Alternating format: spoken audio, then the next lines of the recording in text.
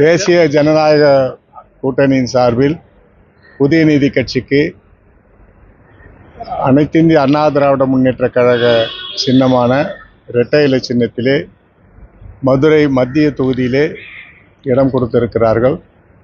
அதற்கு நம்முடைய பிரபலமான இயக்குனரும் நடிகரும் தயாரிப்பாளரும் ஆன நம்முடைய சுந்தர்சி அவர்களை புதிய நீதி கட்சியின் சார்பில் போட்டியிடுகிறார்கள்.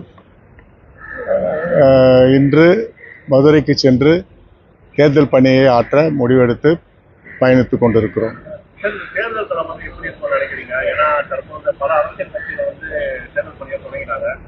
உங்களோட இந்த தேர்தலில் மதுரை மக்களுக்காக நீங்க என்ன மாதிரி விஷயம் அதெல்லாம் மதுரையில் உட்காந்து மதுரை பிரஸ் இருக்காங்க, அவங்களுக்கு சொல்ல போகிறோம். அதனால் 2வது தொகுதியாக பாரதிய ஜனதா இன்று மாலை புதிய நீதி கட்சிக்கு 2வது தொகுதியை கொடுக்கிறார்கள்.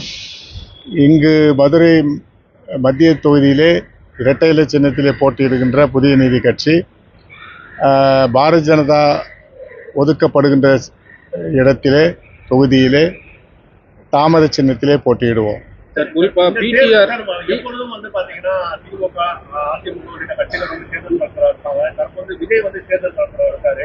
இந்த தேர்தல் களம் எப்படி இருக்கும்னு நினைக்கிறீங்க? ஏன்னா இளைஞர்கள் அதிகமானவர் விஜய் பக்கம் செல்லக்கூடிய நிலையில இளைஞர்களோட வாக்கு எப்படி அதிமுக பெறும்?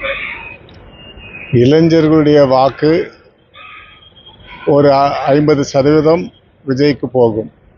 ஆனால் அவர் முதலாக எக்ஸாமுக்கு தேர்வுக்கு வருகிறார்கள். அந்த தேர்விலே எவ்வளவு மார்க் வாங்குகிறார்கள் என்று பொறுத்திருந்துதான் அவருடைய வெற்றி தோல்வியை பார்க்க முடியும். சார், மதுரை தெற்குல பிடிஆர் அங்கே போட்டி போறாரு. அதாவது அமைச்சரவை தொகுதியில் நீங்களும் சேர்ந்து அங்கே போட்டி போடுறீங்க.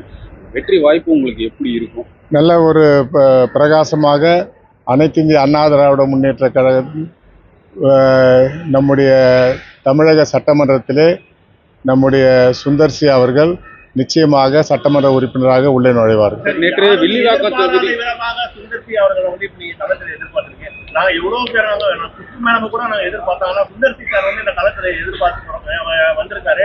எப்படி உங்களுக்கு சுந்தர்சி சார் தேர்ந்தெடுக்க? அவர் எனக்கு 30 ஆண்டு காலம் நண்பர். கலைத்துறையிலே 24 மணி நேரம் பிஸியாக இருக்கக்கூடியவர்.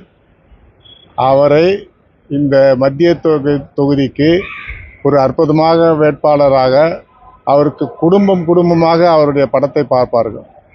அவருக்கென்று ரசிகர்கள் கூட்டம் இருக்கிறது. எப்படி விஜய்க்கு ஒரு கூட்டம் இருக்கிறதோ அதுபோன்று சுந்தர்சிக்கும் மிகப்பெரிய கூட்டம் இருக்கிறது. அதனால் மிக எளிதாக வெற்றி பெற முடியும் என்பதற்காக சுந்தர்சி அவர்களிடம் வேண்டுகோள் வைத்தோம். அவரும் அதற்கு முடிவெடுத்து சம்மதம் தெரிவித்தார்கள்.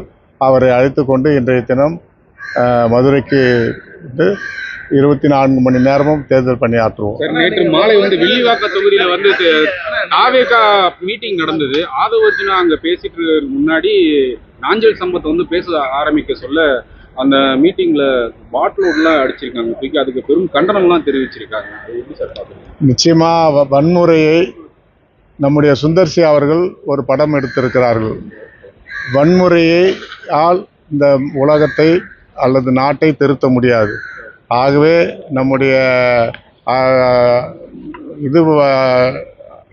ஜனநாயக முறைப்படி இந்த தேர்தலை நடத்த அனைத்து கட்சியும் ஒன்றுபட வேண்டும். ஆகவே வன்முறையால் யாரும் எதுவும் வெற்றி பெற முடியாது என்பதை அவர் ஒரு படத்திலே நிரூபித்து காட்டியிருக்கிறார்கள்.